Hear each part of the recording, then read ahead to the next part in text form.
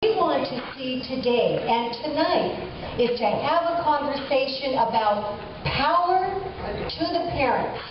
How parents have said, we'll still bake cupcakes and we'll still make the tamales, but move over. The schools are too important for parents not to have a voice at the table. I'll tell you, my mother never graduated from college.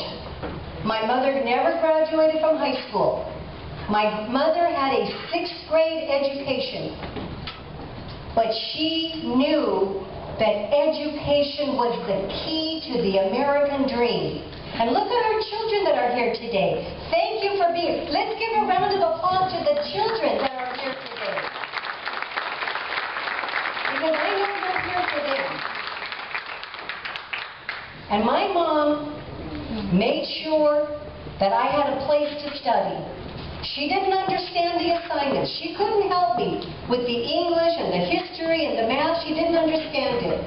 But in her heart, she knew my daughter and all of her children, there were 6 of us, that we were going to graduate from high school because it opened the doors to the future. She knew that. And look, I'm here today. I'm a senator. I'm the chair of the Education Committee, but it didn't happen alone.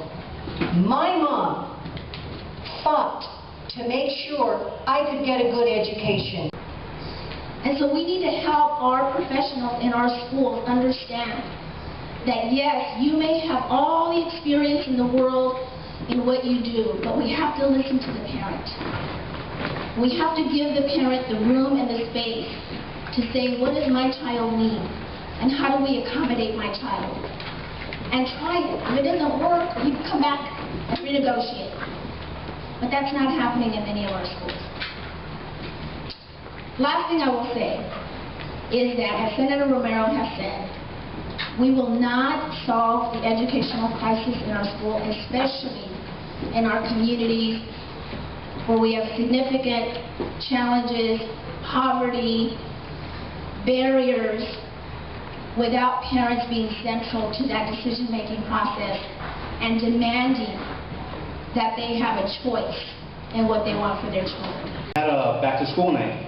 And after the school night, we introduced a new board, and 2 parents came up to me and goes, so can I be a PTA member? Because they didn't realize that it was mom and dad organization. They thought it was just moms. So again, we're changing, we're moving. Sometimes, you know, when parents think that they're working in isolation and they start getting some resistance or retaliation from schools, then they oftentimes feel by themselves and they start giving up.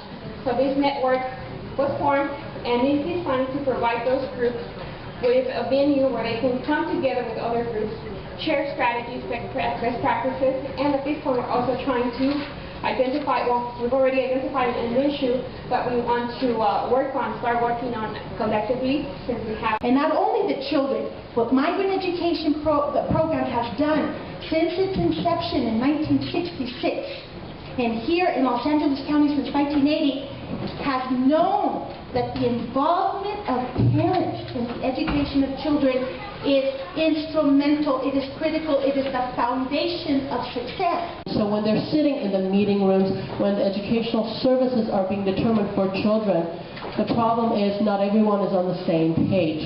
And part of the parents, they don't sometimes understand what their child's disability is. They don't understand what services are available for them, or even what their educational rights are. They depend on what they consider the professionals, the school districts, in order to provide that information. And the school districts, to their credit, do try to do the best they can. But they do have constraints as well. Their challenges is the federal government has never fully funded IDEA, which is a special educational law. My purpose in being here is to talk to you about the need for an independent voice for parents, something that I've been struggling with as I've tried to get my hands around how to improve schools in Los Angeles. But as I started to learn how to navigate the system, I began getting introduced to some other parents from elsewhere in our great state.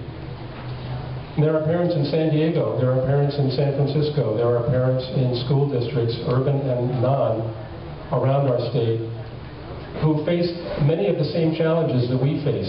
And so across the board, both charter and traditional schools, parents desperately want to see that if something is failing, something is done. Somebody has to be held accountable for that. Someone, gets moved, or, something has to happen for us to know, okay, somebody gets it.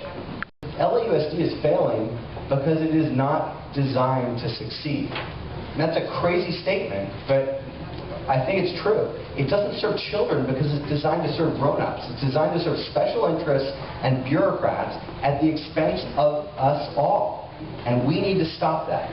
And we can. So that what the Parent Revolution stands for is the fundamental, simple, but sadly radical principle that we need to filter every single decision we make about our schools, every single syllable about our union contracts, through the lens of whether you'd make that same decision if it affected your own child. Reform isn't easy in Sacramento.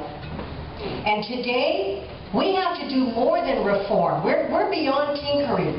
We have to transform public education, really turn it around so that we see the opportunities that are there.